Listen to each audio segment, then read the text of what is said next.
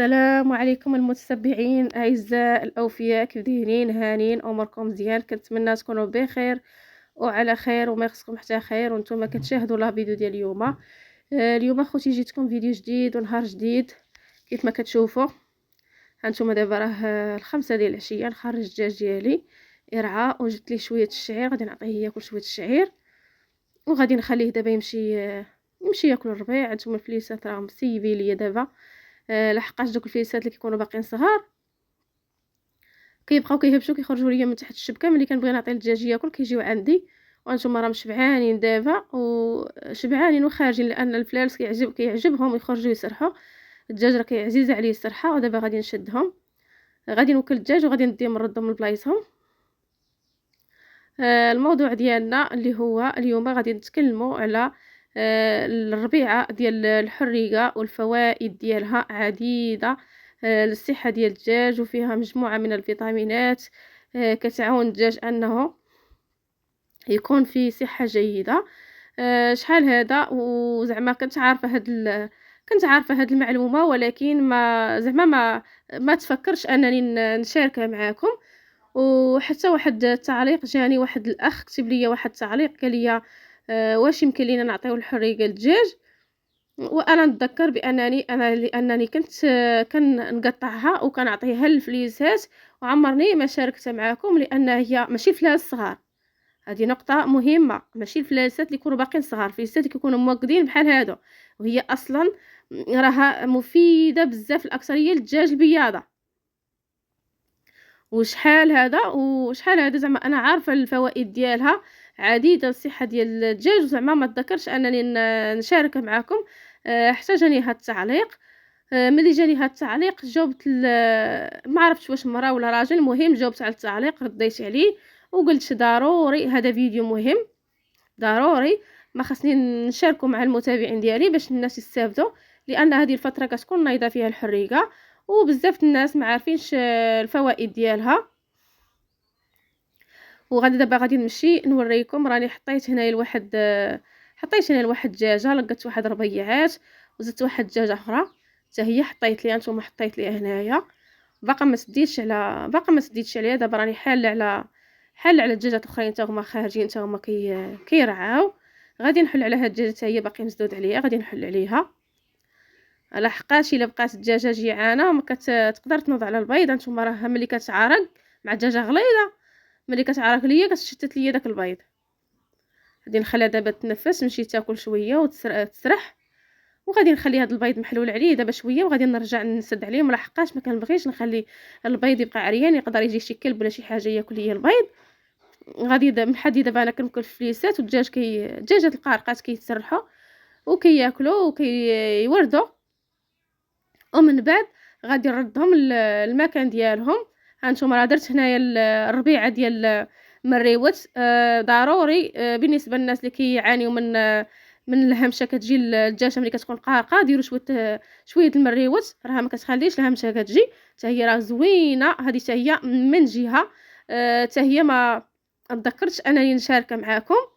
دابا ملي شفتها قلت ضروري خاصني نعلمكم بها. بزاف الناس كيبغيو بحال هاد الافكار وبحال هاد المعلومات.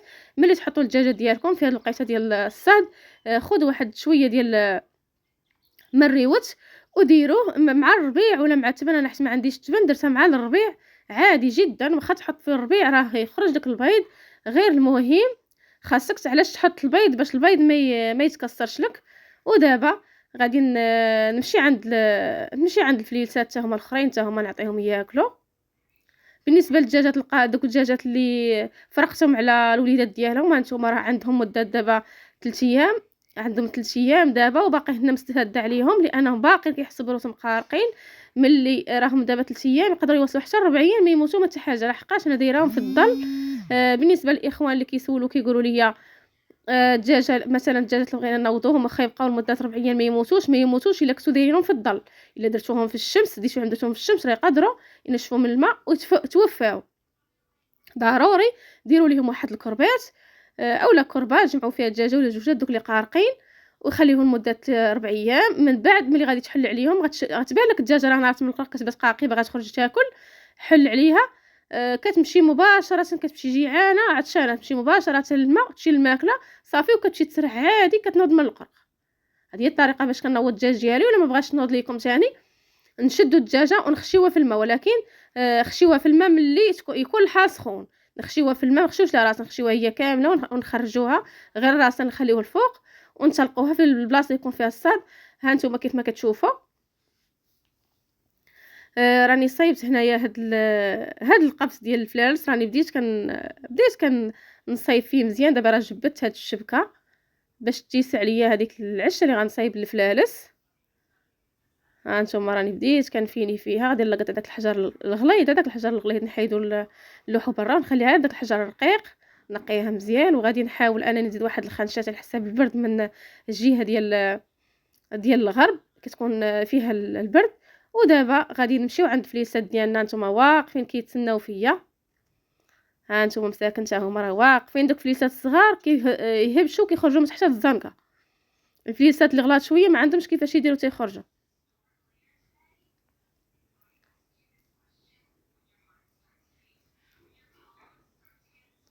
ودابا غادي نعطيوهم الشعير كيف ما العاده. وليت كنعطيهم الشعير والرويزه مخلطين، انا مولاو كياكلوا الشعير والرويزه.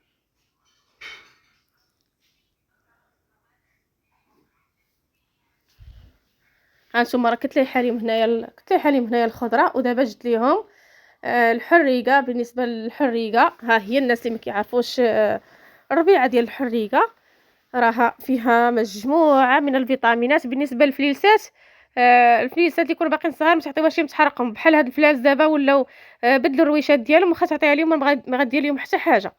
بالنسبه للفوائد ديالها راه عديده، راها غنيه بالفيتامينات. فيها الكالسيوم، فيها الحديد، فيها الزنك، فيها المنغنيزيوم.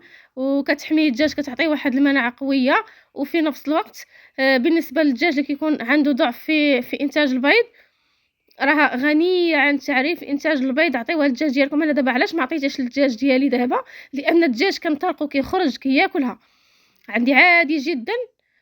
ما نعطيهاش ليه بان الناس اللي كيكونوا حابسين الدجاج ضروري خاصهم يعطيهم هاد العشبه باش كتعاونهم على الانتاجيه ديال البيض. كيكون الدجاج كيبغي شي حاجه اللي تكون طبيعيه. دابا الفليسات انا ديالي علاش جبتهم ليهم؟ لانهم محبوسين ما كياكلوش الربيع، ما كنخرجهمش. هذاك الشيء علاش انني حاولت انني نعطيها لهم هما. بالنسبه للدجاج راه كيمشي هو كيقلب على. دابا انا ملي كنسلقو كيرعى كيمشي هو كيقلب عليها وكياكل الراسه، كياكل الخبيزه، كياكل الكركاز. كاين بزاف ديال الانواع ديال الربيع كياكلهم لانه مطلوق. بالنسبه للناس اللي كيكونوا الدجاج ديالهم محبوس حاولوا انكم تستافدوا منها في هذه الوقيته. راهي كتنوض في الوقيته ديال الربيع، كتنوض في الوقيته ديال الخريف. لقطوها. بالنسبه للناس اللي عندهم حساسيه منها هي راه كتقرص بزاف، كتحرق بزاف.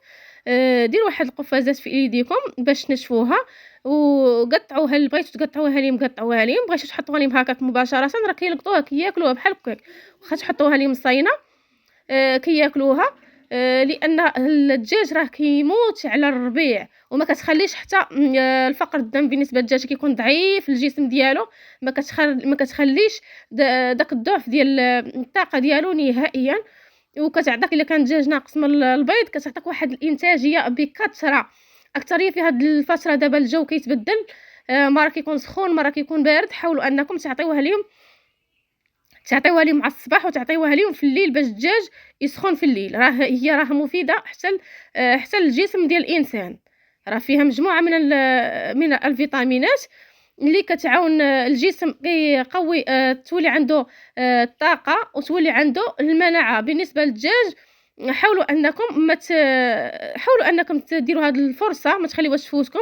لقطوها، بغيتوا تقطعوها بالموس قطعوها، بغيتوا تحلوها لهم هكاك لوحوها لهم، اولا شدوا ربيطات جمعوهم وربطوهم بشي حاجه وخليو الدجاج كيبقى كينقف فيها بحال راه سارح في المرعى. حاولوا انكم تدخلوها في الاعلاف. كاين الناس اللي كيخليوها كتكرم وكيشدوها كيدقدقوها وكيخلطوها مع الاعلاف لانها راها مفيده للصحه ديال الجسم ديال الدجاج بكثره. راه هي من احسن انواع ديال الربيع والاعشاب.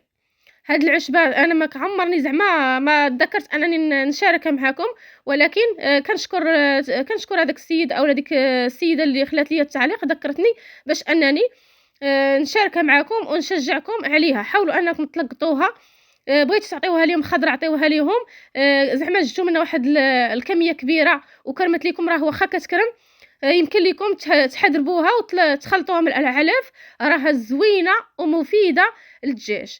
دائما كنجيو نجيب لكم الجديد.